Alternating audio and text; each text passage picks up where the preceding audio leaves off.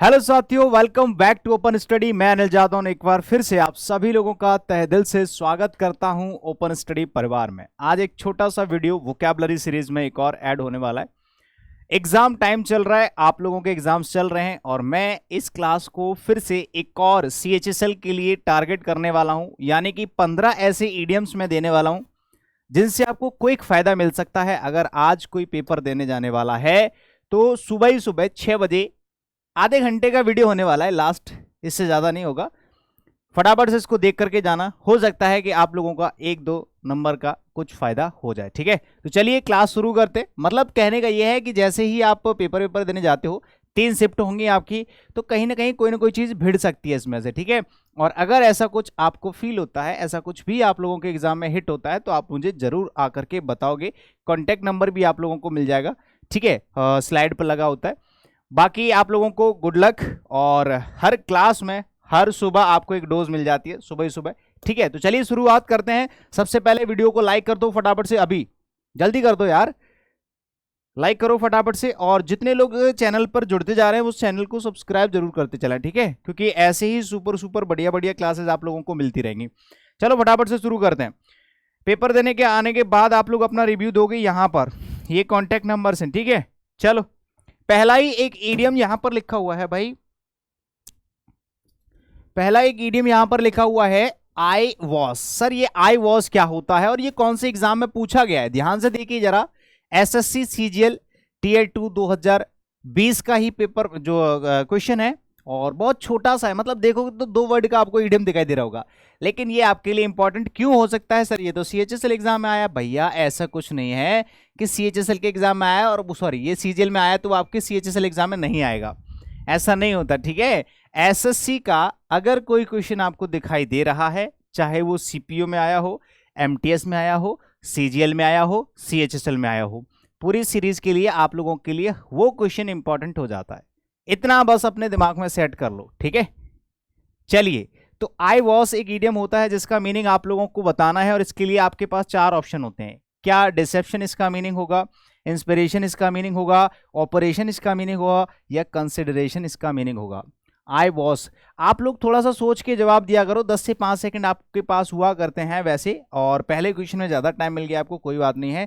सबसे पहला ऑप्शन जो लिखा हुआ है आई वॉस का मतलब होता है डिसेप्शन। देखो डिसेप्शन का मतलब होता है धोखा, जो कि नीचे ऑलरेडी लिखा हुआ है। कुछ क्वेश्चंस में हिंदी मीनिंग होगा, कुछ में हिंदी मीनिंग नहीं होगा, सिर्फ इंग्लिश मीनिंग होगा, उसको मैं एक्सप्लेन करूंगा। ठीक है, तो आई वॉज का मतलब होता है डिसेप्शन, यानी कि धोखा। तो हमेशा आपको याद रखना है, अगर ऐसा क्वेश्चन आपको पूछा जाए तो सोच समझ के जवाब करिएगा, ठीक है। तुक्का मत मारना, हर जगह तुक्का ठीक नहीं रहता। चलो, और क्लास आपको कैसी लगती है? सब कुछ क्लियरली समझ में आता है, कंटेंट मजेदार लगता है? तो आप लोग जरूर कमेंट करके मुझे बताया करो, ठीक है। हाँ, ब्लो वंस ओवन ट्रम्पेट, ये आप लोगों ने कई बार पढ़ा होगा और रिपीटेडली ये एग्जामिनेशन में पूछा गया है और आगे भी पूछा जाएगा। इस चीज को दिमाग में सेट कर लो, ठीक है, कि वो चीज जो आप लोगों के लिए इंपॉर्टेंट है वही ओपन स्टडी पर मिलती है। दिमाग में सेट कर लो, इसको बाहर नहीं मिलेगी, टेंशन मत लो, ठीक है।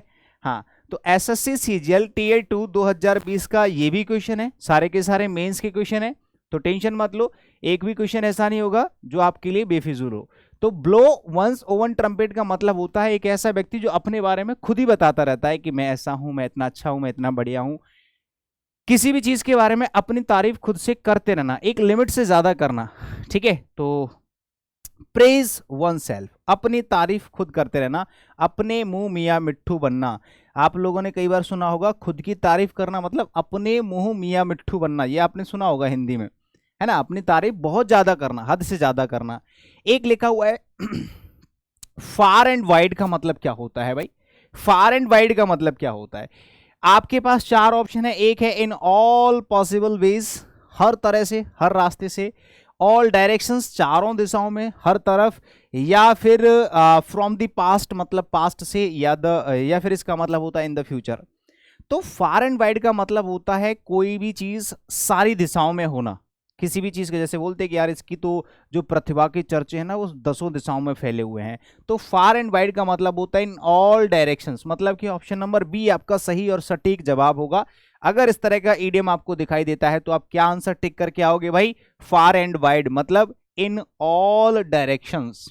ठीक है मेरे भाई, ऑप्शन नंबर बी आपका सही जवाब होना चाहिए। चलिए आगे चलते हैं, इसका आंसर हो जाएगा बी। नेक्स्ट है आपका एप्पल ऑफ वंस आईज। अगर कोई बच्चा निकल के जा रहा है आपके सामने से, आपके सेंटर के सामने से अगर कोई बच्चा निकल के जा रहा है 10th क्लास का, वो भी इस इडियम का जवाब सही से दे करके निकल जाएगा, आपको इंसल्ट करके चला जाएगा। क्यों? क्योंकि उसको भी पता है एप्पल ऑफ वंस आई का मतलब क्या होता है, क्योंकि उसकी मैडम खुद उससे बोलती रहती है you are my apple, sorry you are the apple of my eye, मतलब तुम मेरी आंख का तारा हो। अगर कोई छोटा सा बच्चा है, अक्सर ऐसा होता है, कुछ लोग होते हैं नसीब वाले, ठीक है, कोई क्यूट सा बच्चा है तो उसको हम लोग कहते हैं बहुत ज़्यादा प्रिय, एक ऐसा व्यक्ति जिसको अधिक प्यार करने को मिलता है, मतलब हद से ज़्यादा उसको प्यार मिलता है सब जगह से, हर व्यक्ति से। जैसे घर में एक व्यक्ति ऐसा होता है जिसको सब लोग प्यार करते हैं, तो एप्पल ऑफ वंस आई का मतलब होता है किसी की आंख का तारा होना। ठीक है भाई, तो इसका मीनिंग हो जाएगा option number D, option number D, very dear, यानी कि बहुत प्रिय, दुलारा भी बोल सकते हैं, बहुत प्यारा भी बोल सकते हैं। आगे चलिएगा, बिहाइंड वंस बैक का मतलब क्या होता है? कुछ लोग हैं जो आपके पीठ पीछे बहुत बुराई करेंगे। ठीक है, कुछ लोग हैं जो आपके पीठ पीछे बहुत ज्यादा बुराई करेंगे, दुनिया के सबसे बुरे व्यक्ति आप ही होंगे, ठीक है, लेकिन आपके पीठ पीछे। तो ऐसे एक्शन को बिहाइंड वंस बैक बोलते हैं। कुछ भी हो रहा है किसी के पीठ पीछे हो रहा है, किसी की गैर हाजिरी में हो रहा है, किसी की हाजिरी में नहीं हो रहा है, तो आप उसको बोलेंगे इन वंस एब्सेंस, मतलब किसी की गैर हाजिरी में, किसी के जाने के बाद या आने से पहले। समझ गए इसका मीनिंग क्या होगा? किसी की गैर हाजिरी में या फिर गैर मौजूदगी में कोई काम जब होता है तो उसको बोलते हैं behind one's back, behind one's back. Clear है? तो इसका आंसर आप लोगों को मिल जाएगा ऑप्शन नंबर ए, बिल्कुल सही जवाब। डू अ गुड टर्न का मतलब क्या होता है? डू अ गुड टर्न का मतलब क्या होता है? जैसे मान लो आज आपका मूड हुआ थोड़ा सा कुछ पार्टी करने का, जैसे मान लो आप लोग बढ़िया से पेपर देने गए और पेपर अच्छा हुआ, एकदम सही हुआ, बढ़िया, एकदम मजेदार। उधर से आप लोग आ रहे हो तो किसी रेस्टोरेंट में घुस गए, आपने कहा भाई मुझे एक अच्छा सा खाना खिला दो, उन्होंने आपको खाना खिला दिया। तो वहाँ की जो सर्विस है कभी कभी तो मूड खराब कर देती है, और किसी किसी जगह की सर्विस एकदम बढ़िया सी होती है, तो वहाँ पर बोला जाता है कि इस व्यक्ति ने हमारे लिए बहुत अच्छी सर्विस दी है, तो आप उसको कहोगे ही और they did a good turn, मतलब उन्होंने एक बहुत अच्छी सर्विस प्रोवाइड कराई है। तो किसी के लिए कुछ अच्छा करना, ठीक है, रेंडर अ सर्विस, एक अच्छी सर्विस प्रोवाइड कराना या किसी के लिए कुछ अच्छा करना, अच्छी सेवाएं देना, ये होता है डू अ गुड टर्न। क्या होता है? डू अ गुड टर्न का मतलब render a service, render a good service. ठीक है, किसी को भी रेंडर का मतलब होता है प्रोवाइड कराना, प्रदान कराना, ठीक है, प्रदान करना, अच्छी सर्विस देना। कैरी द डे का मतलब क्या होता है? कौन बताएगा? आप लोग भी कमेंट कर करके मुझे बता सकते हैं कि इसका सही जवाब क्या है, और अगर आप लोगों को सब कुछ आ रहा है तो अपने मन में ओरली बोल सकते हैं। जरूरी नहीं है कि क्लास रिकॉर्डेड है तो आप लोग बोल नहीं सकते, आप रिवाइज नहीं कर सकते चीजों को, है ना, रिपीट नहीं कर सकते, ऐसा नहीं, आप खुद से भी तो बात कर सकते हो। अंतर मन से बात करिए, खुद से बात करिए, और जो कुछ दिमाग में आ रहा है, कुछ भी मेरे से सवाल आपके दिमाग में कुछ भी उठ रहा है, आप क्या कर सकते हैं, एक बार कमेंट कर सकते हैं। बस आप कमेंट करोगे, मैं रीड करूंगा, मैं उस पर एक्शन ले लेता हूं तुरंत, क्योंकि मेरे पास बहुत बड़ी भीड़ नहीं है, मेरे पास कुछ सेलेक्टेड लोग हैं जो कि एक तरीके से जादव सर की आर्मी है। ठीक है, जादव सर की आर्मी के नाम से वो फेमस हैं। कुछ ही लोग हैं लेकिन सबके सब डायनामिक हैं, एकदम गतिशील, एकदम एक्टिव रहते हैं। ठीक है, सबके सब एकदम बढ़िया लोग हैं। तो कैरी द डे का मतलब क्या होता है भाई? Option number B. यहां पर किसी भी चीज, किसी भी कार्य को जब आप जीत जाते हैं, किसी भी, जैसे आज आपका कोई भी काम चल रहा है, कुछ भी हो रहा है, आप उसमें विजय प्राप्त कर चुके हो। क्या कर चुके हो? विजय प्राप्त कर चुके हो। तो उसी को हम लोग कहते हैं क्या? विन अ विक्ट्री, मतलब जो भी रेस हो रही है, कुछ भी हो रहा है, आप उसमें जीत गए हैं, तो कैरी द डे, आप उसको बोलोगे आई कैरीड द डे, मतलब मैंने अपना दिन जीत लिया, मैंने आज जो भी हुआ था वो जीत लिया। तो ऐसे करके कैरी द डे का मीनिंग आपको पता चल गया। नेक्स्ट है आपका टू फ्लोग अ डेड हॉर्स। आप मुझे बताओ फ्लोग अ डेड हॉर्स का मतलब है, जैसे मान लो कोई जानवर मरा हुआ पड़ा हुआ है आपके सामने, और आप कह रहे हैं भाई चल उठ, चल उठ, चल उठ। तो मरे हुए किसी भी जानवर को अगर आप उठा रहे हो तो क्या काम कर रहे हो? आप अपनी एनर्जी वेस्ट कर रहे हो। जनरली जब कुछ भी ऐसा कुछ, मतलब जब हो जाता है किसी के साथ, किसी की डेथ हो गई, तो कुछ लोग ओवर इमोशनल होकर के उनको सर पीट पीट के बोल रहे होते हैं कि खड़ा हो जा भाई, तू नहीं जा सकता, ऐसे करके। तो वो सब इमेजिनरी सा होता है, मतलब पता है कि ये वापस नहीं आ सकता है, लेकिन उसके बावजूद भी वो लोग ट्राई करते हैं, सब बोलते हैं।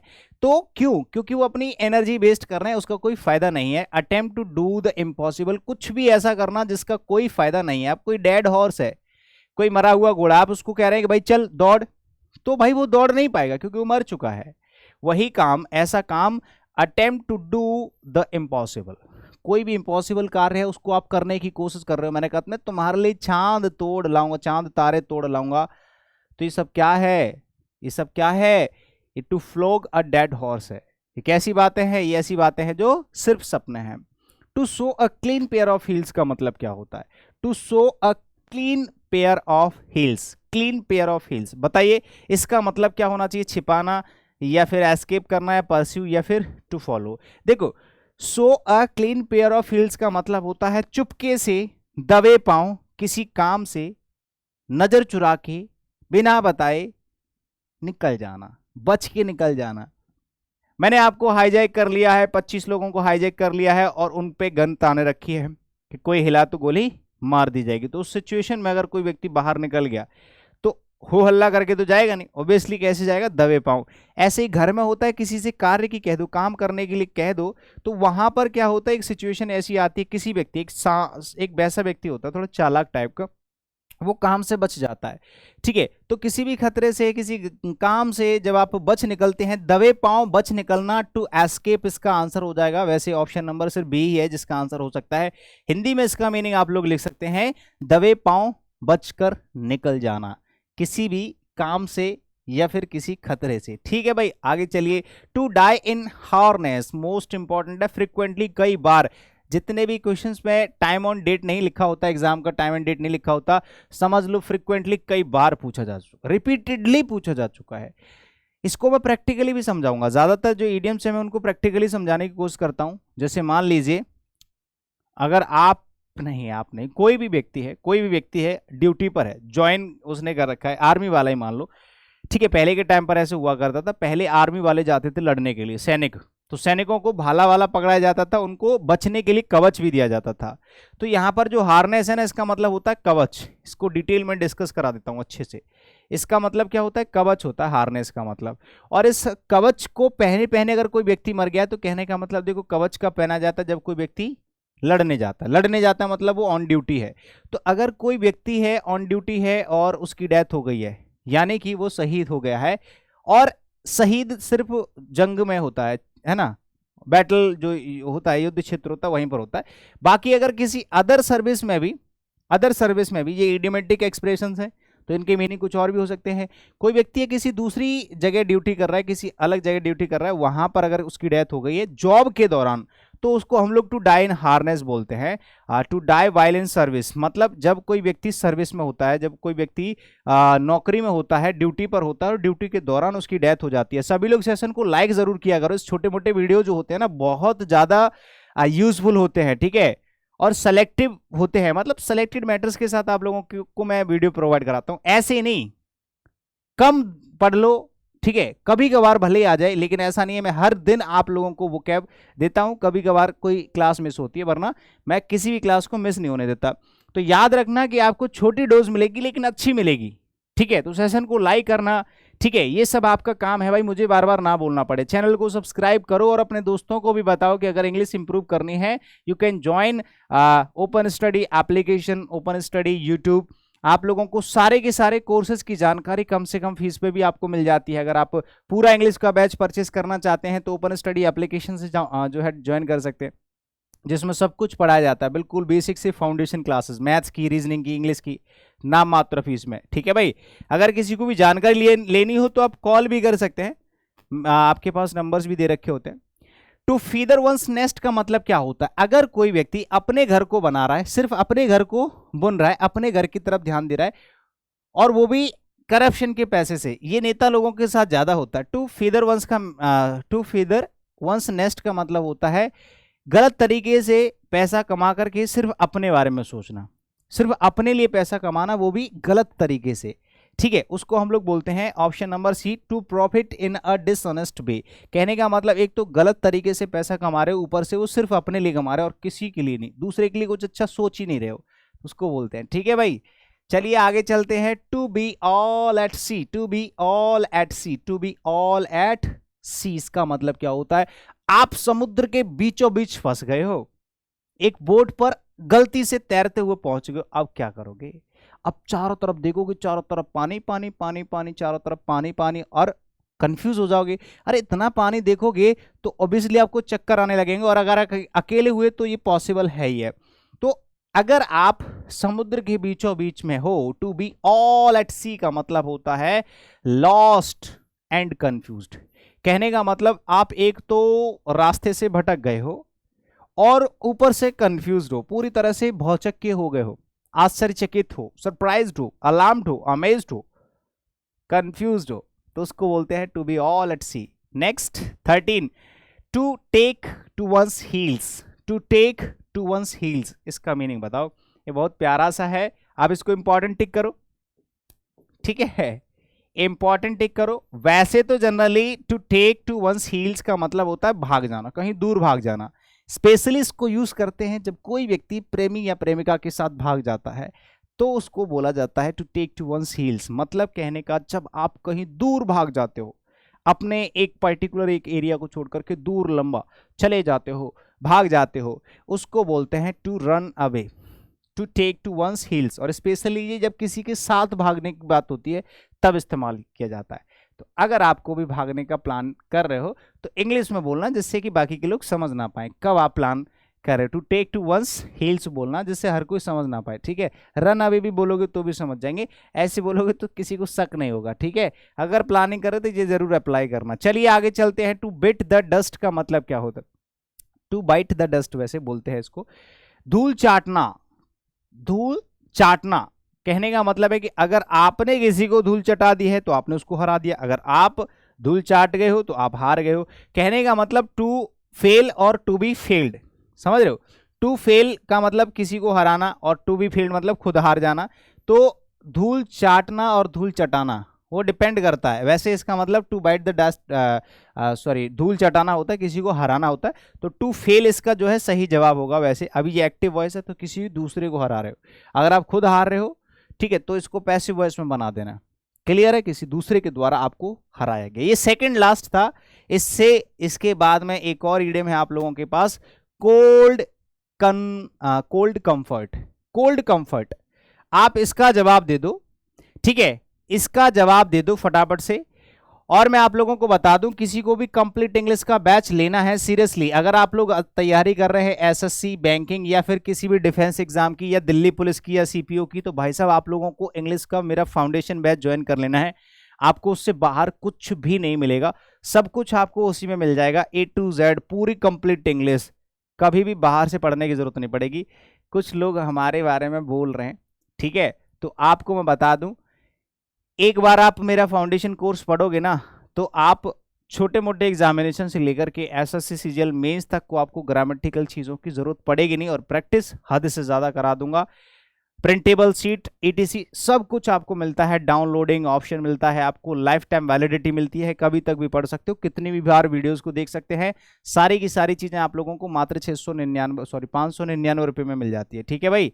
तो वो ज़रूर ज्वाइन कर लीजिएगा, ओपन स्टडी एप्लीकेशन डाउनलोड करके, या फिर इन नंबर्स पे कॉल कर लेना अगर कोई इंक्वायरी लेनी हो तो, ठीक है।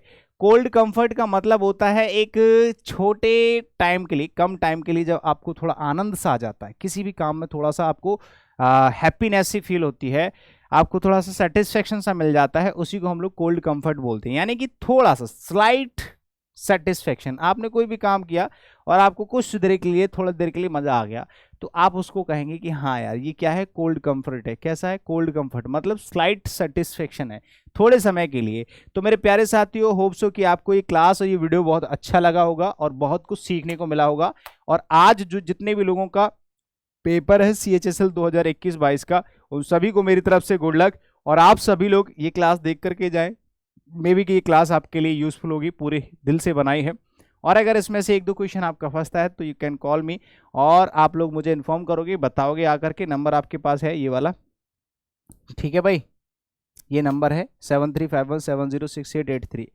बाकी उम्मीद है कि आप लोगों का पेपर बढ़िया हो और आप अपनी लाइफ में तरक्की करो। Thank you so much, good luck सभी को।